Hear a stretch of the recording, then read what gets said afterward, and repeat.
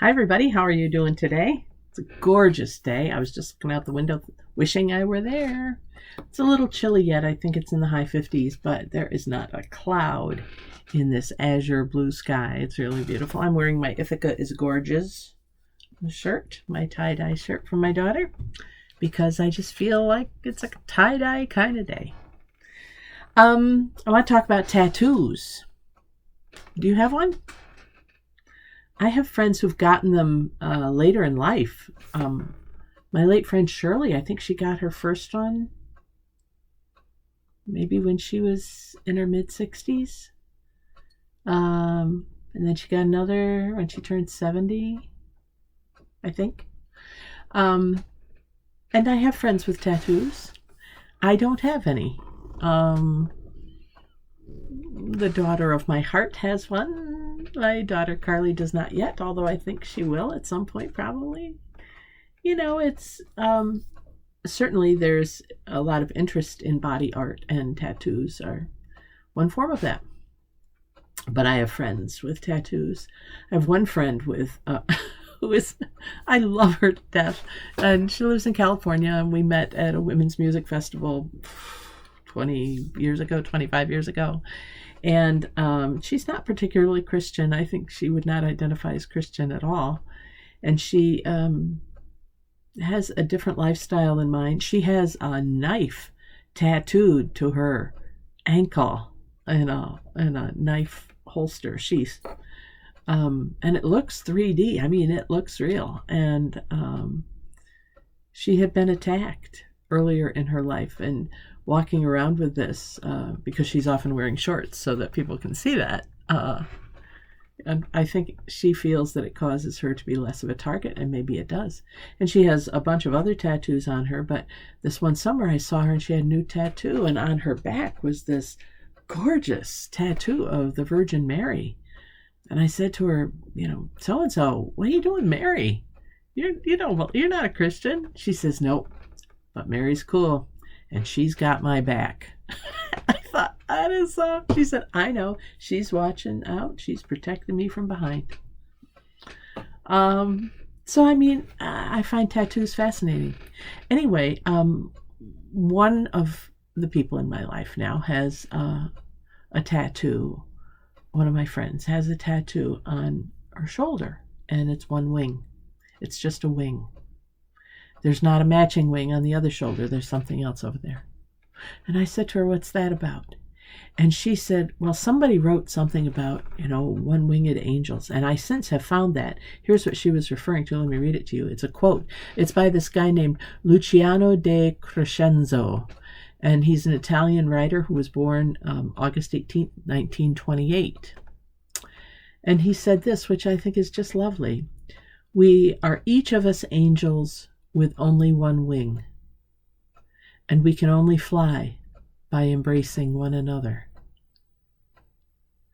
We are each of us angels with only one wing, and we can only fly by embracing one another. Isn't that great? I love that. Not enough to get a one-winged tattoo, however, but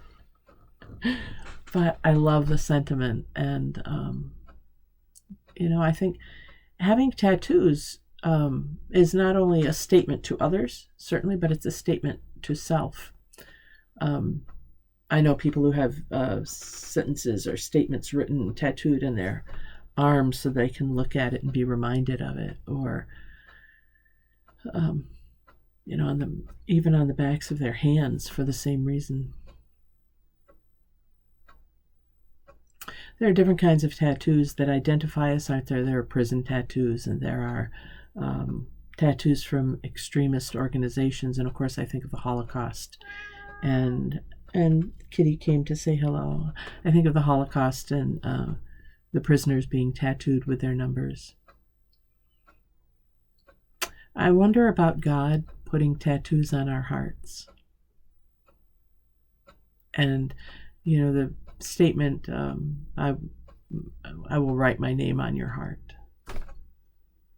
I think of that as a form of a tattoo. that we carry around always with us. And probably after a while with tattoos, I would guess you almost forget to see them, or you see them and they're so commonplace. You don't think about them, you don't focus on them, but they're still there and they still speak to others. And when you notice them, they still speak to you. And it's probably the same way with God writing on our hearts that we belong to God and we are beloved of God. What do you think God has written on your heart? Any idea? Some of us have favorite Bible verses. I have another friend, a member of the church. The quote, I've called you by name and you are mine, is very, very important to her. I love that one too. God, something as simple as God is love. I will not let you go. What do you think? What is the message that God has tattooed on your heart? And isn't it time to look at it again and to embrace it and become aware of it every day? We're all angels with one wing. We need each other to fly.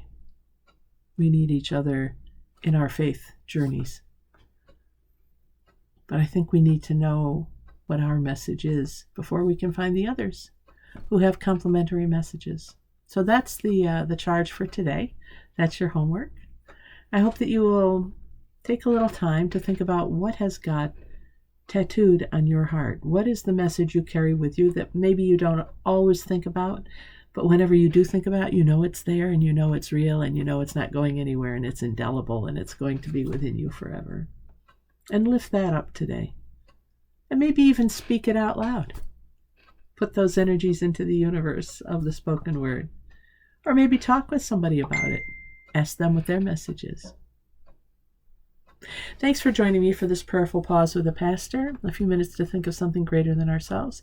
And I'm Pastor Deb Swift of South Presbyterian Church in Rochester, New York. I look forward to seeing you next time. And until then, what's the message on your heart? All right. God bless. Bye for now. Take care. See you next time.